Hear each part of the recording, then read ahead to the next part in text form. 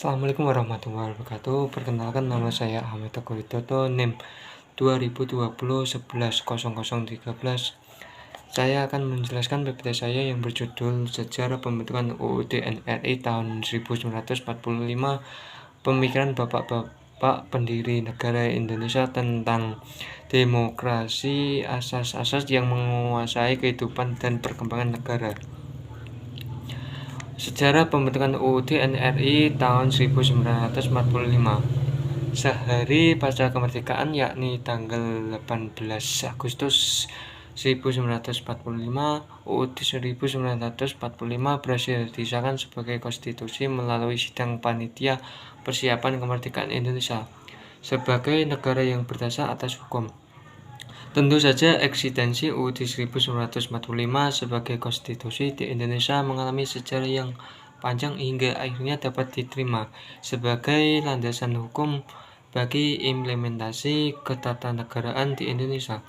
Dalam sejarahnya, UUD 1945 dirancang sejak 29 Mei 1945 sampai 16 Juni 1945 oleh Badan Penyelidik Usaha-Usaha Persiapan Kemerdekaan Indonesia yang beranggotakan 21 orang, diketuai Insinyur Soekarno dan Dr. Andes Mohatta sebagai wakil ketua.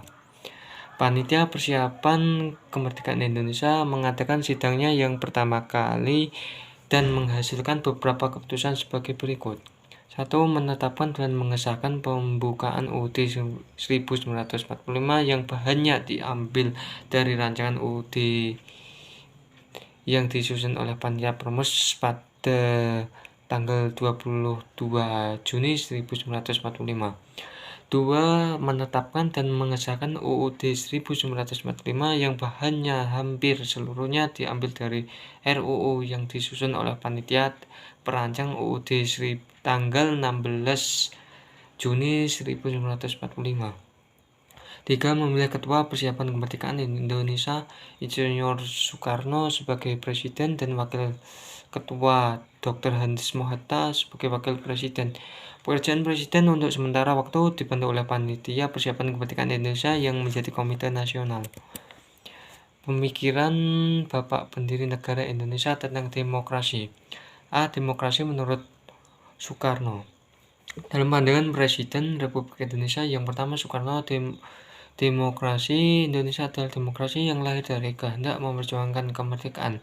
Itu artinya adalah demokrasi Indonesia menurut Soekarno meletakkan embrionya pada perlawanan terhadap imperialisme dan kolonialisme.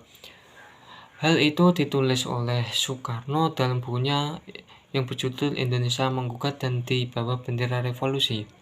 Lebih jelasnya, konsepsi Soekarno mengenai demokrasi tertuang dalam konsep pemikirannya, yaitu Marhainisme, yang merupakan buah pikir Soekarno ketika masih belajar sebagai mahasiswa di Bandung.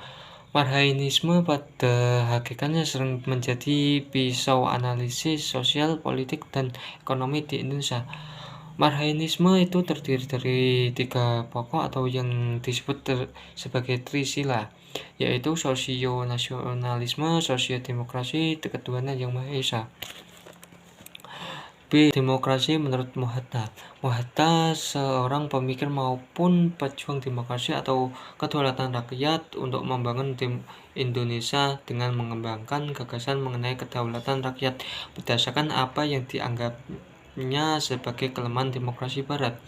Mohatta sejak awal tahun 1930-an menawarkan gagasan tentang demokrasi untuk Indonesia merdeka. Hatta menawarkan demokrasi berdasarkan asas kebersamaan yang prinsip hidup bersama warisan nenek moyang bangsa Indonesia sejak berabad-abad lalu. Bagi Hatta, kebersamaan dalam kehidupan politik berarti mengutamakan praktik musyawarah dalam mencapai mufakat. Sedangkan kebersamaan dalam kehidupan ekonomi berarti pengembangan kooperasi untuk memperkuat sektor ekonomi kerakyatan, pendidikan politik maupun prasyarat untuk mewujudkan secara berhasil demokrasi untuk bangsa Indonesia ini. Asas yang menguasai kehidupan dan perkembangan negara. A. Asas kedaulatan rakyat. B. Asas permusyawaratan. C. Asas kekeluargaan. D. Negara hukum. E. Asas pengawasan. F. Asas keterbukaan. G. Asas pembagian kekuasaan. Sekian dari saya, Airul Kalam. Wassalamualaikum warahmatullahi wabarakatuh.